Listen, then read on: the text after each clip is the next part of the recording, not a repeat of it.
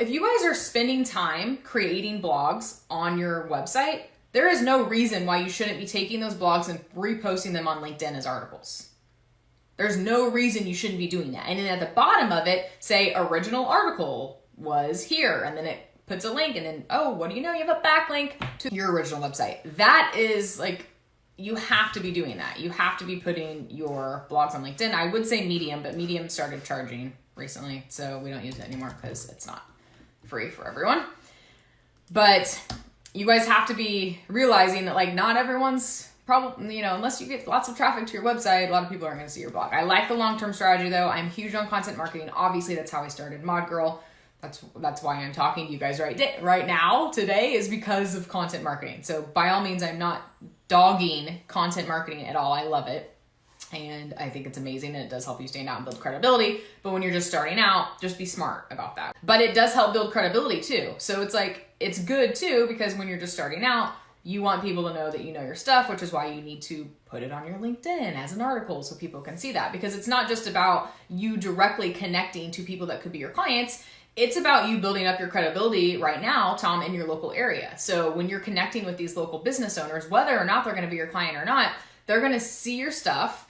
And by the way, make sure in all of your blogs, you're putting that you help local businesses. And in the titles, I would put the local business, like the name, the city, or the Chicago area, like in the titles of your blogs. Like the more specific you can get, the better. Because right now, they're pretty broad. And you could technically, even though you have a new website, you could technically rank decently for some local keywords if you put that in there. So like your web design, 9 must-haves an effective business website, somehow work in your local keywords into those titles.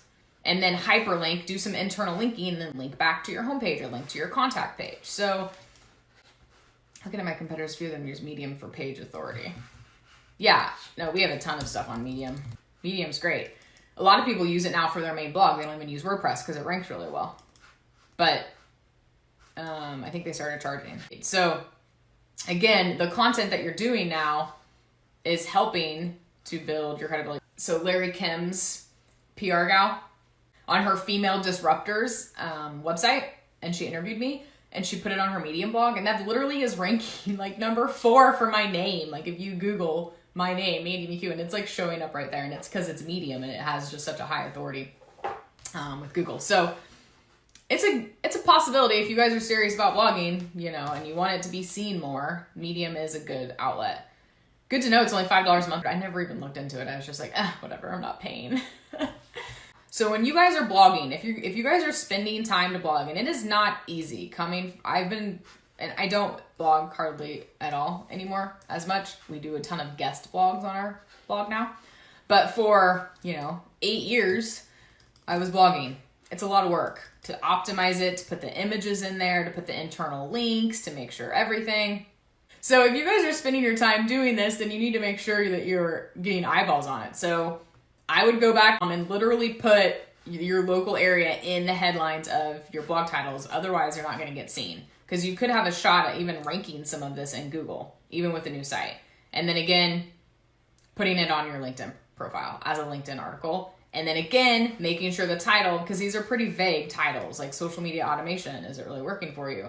Paid media, the best bang for your buck in 2019. Those are too broad.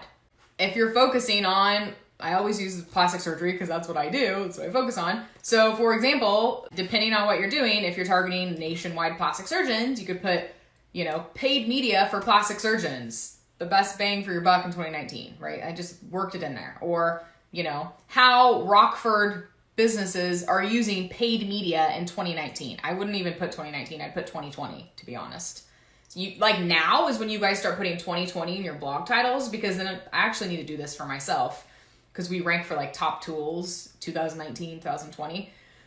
Now, October is when you need to start putting 2020 in all of your stuff to get it ranked, because it's going to take a little bit for Google to rank it. And then by the time December hits and in January, bam, you're there. So I would even change that honestly to 2020, because people type that in. So, paid media for Rockford businesses, or how Rockford businesses are getting the best bang for their buck on PPC. But you kind of need to do a little bit of keyword research too, just to see, not necessarily like Rockford keyword research, because that probably doesn't exist, but PPC for Rockford businesses, how to get the best bang for your buck. So something like that, where the very beginning is something that people would actually type in. Like people would actually type in PPC Rockford, right? Or something like that. So just keep that in mind too.